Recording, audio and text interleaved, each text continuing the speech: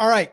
Chris Schaefer is, well, he's going to do a little sound off. I'm always giving him this opportunity to get some stuff off of his chest because he's in the trenches with a lot of different e-commerce businesses. He's consulting with them, but he's also hearing what people are struggling with and what they're frustrated with, or what companies are frustrated with.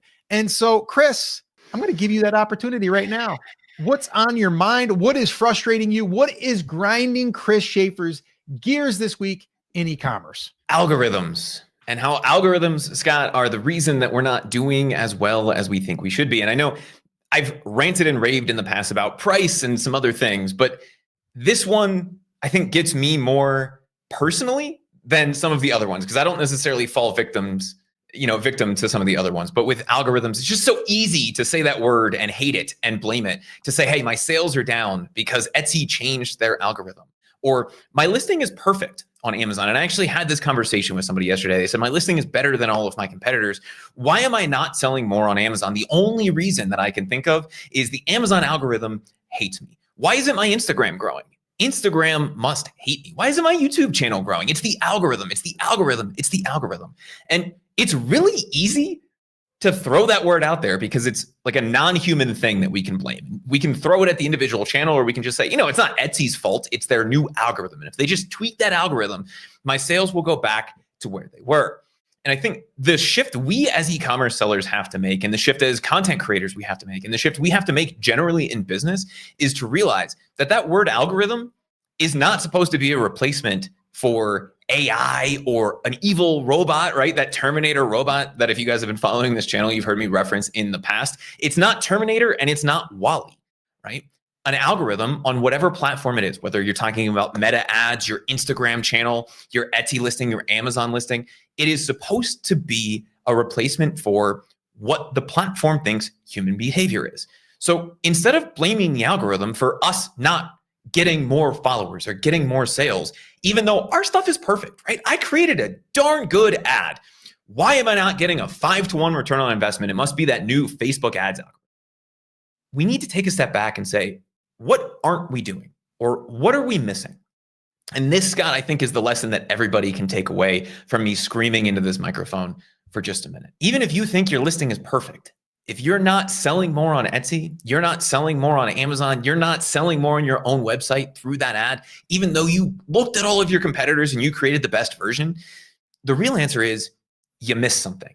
And it's not an attack on you. It's not saying that you're doing this wrong. It's just saying that's not the behavior, or it's not giving the right signals to whatever the platform is that you are looking at. Even if you think it's better, and I look at it and I say your ad or your Etsy listing is 100% better than that other one, that doesn't solve the problem, because the algorithm is looking for something in particular. In the case of platforms like Etsy or Amazon, it really comes down to conversion rate and sales velocity.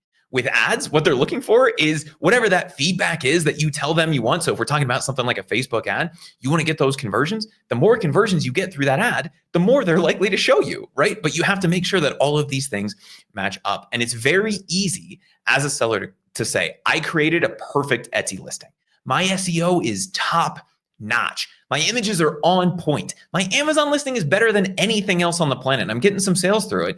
It's just that the Etsy algorithm hates me, or the Amazon algorithm hates me, or the Instagram algorithm hates me. The YouTube algorithm absolutely hates me.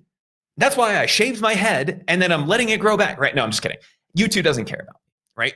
All of these platforms are looking for their algorithm to help them figure out as a proxy of user behavior. So in the case of a marketplace, your Etsy's and your Amazons, they want to show the product that's most likely to convert. And I've ranted and raved about this anytime that we talk about SEO, because that's what we're optimizing for on these platforms. If your listing is not the most likely to convert for the searches you are showing up for, it's not the algorithm's fault. It's your fault. And I don't want you to take that personally. It just means you missed something along the way.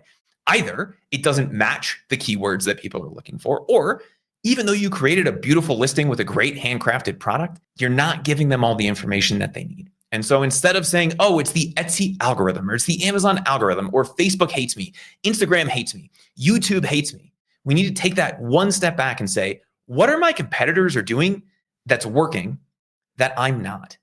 we need to humble ourselves. And I know, especially for people like me who just love to rant and rave and yell, it's hard to take that step back and say, what did I miss? Because I know darn well I did this perfectly the first time because I did it. We missed something. We need to take that one step back, look at what's working for our competitors and say, how is that different from what I'm doing here? And if we can do that, if we can stop blaming the algorithm and start focusing on that maybe tiny mistake or maybe giant mistake that we made along the way and say, how can I make a few small changes to this?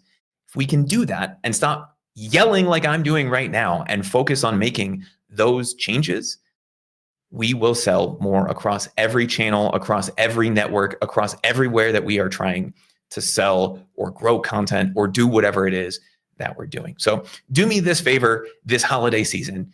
Don't take your anger out on the robots, not just because Skynet is coming and they will eventually become our future overlords, but also because it's not their fault. If you're not showing up, if your ad isn't working, if you're not converting the way that you want to do, there is something you can do about it. And it's give that robot that will eventually be our evil robot overlord, give that algorithm what it is that they are looking for. So your job, instead of screaming, you can still scream, but take that one step back, figure out whatever that missing piece of data is and give it to the algorithm. And you'll start to see those sales go back to where they were, go back to where you want them to be, and grow into the future. Great job. Shervin said, Chris, man, let the dog out. Don't hold back. You wanted to see a little bit more chomping at the bit there. But no, you did good.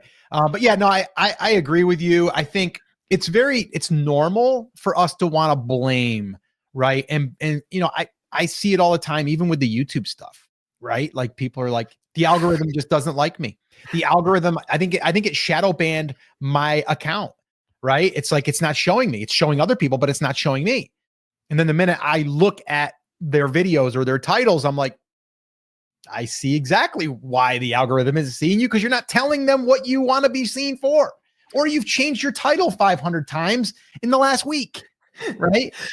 Well, I think that's, and the reason that I had this boiling up inside of me this week, Scott, is that something you and I have even fallen victim to. We're like, sure, why does that work and this doesn't? That person's an idiot. Yep. And it's working. Why is that working? Why? Right? You have another YouTube channel. Yep. And you created a video that someone immediately ripped off. Yep. Down to the way that you shot the video. Yep. And what happened to their version of the video versus your version of that video? I believe right now it's up over 500 or 600,000 views, and mine is at 30,000 views. So that stung a little bit, right? And so the immediate gut reaction there is, YouTube hates me, or it must be because I'm a new channel, or it must be because the algorithm hates me. This is the same video I created. But there is something different. And if we really wanted to get granular with it, we could sit down and analyze that video versus the video that you shot, or the audience that they had beforehand, or the way that they created the thumbnail, or the slight tweak that they made to the title to say, that's what gave YouTube that leg up. Does it solve the problem? No, but it does give us that information for the future as something to test. Get Duck said, so in review, you're sucking up to the robot overlords so they don't come for you first. Abso-freaking-lutely. I want to be the last person that Alexa kills, not the first one, right? Like they're coming for me eventually, but I've spent enough money and used enough different AI programs that I think, you know, I'm at least on the safe list for the first couple rounds before that happens. But the real moral of the story is because it's not a person, right? You'd never be like, Scott is screwing my business over, right? You'd be like, our ads agency, there's something weird going on there. Like they're just not performing. But when it's an algorithm, when it's like a non-human thing, where like freaking Instagram has me shadow banned. YouTube just hates me. I hate to break it to you. They would love for you to succeed. Etsy would love for you to sell more products. Why? Because it makes them more money. And so instead of getting caught in that trap of blaming the algorithm, we need to take that step back. And it's really hard to do. Scott, you and I find ourselves in this situation a lot where we're like, what the hell? And then you take that step back and you go, maybe it's the fact that it got a 2% click-through rate instead of my 0.5% click-through rate. You're like, that makes sense. And when you start to think about what the goal is for that specific thing, it becomes a lot more obvious. In the case of something like Etsy, what does that algorithm want? Traffic, sales, and conversion rate. And if we can give them those three things, it doesn't matter if we have the perfect listing. That's what the algorithm wants. And if our listing's not doing as well as we think it should, even if the listing is perfect, Yep. it's because we're not giving them one of those three things in comparison to our competitors. So we need to ask better questions. And the question is, what are they doing that works versus why does the algorithm hate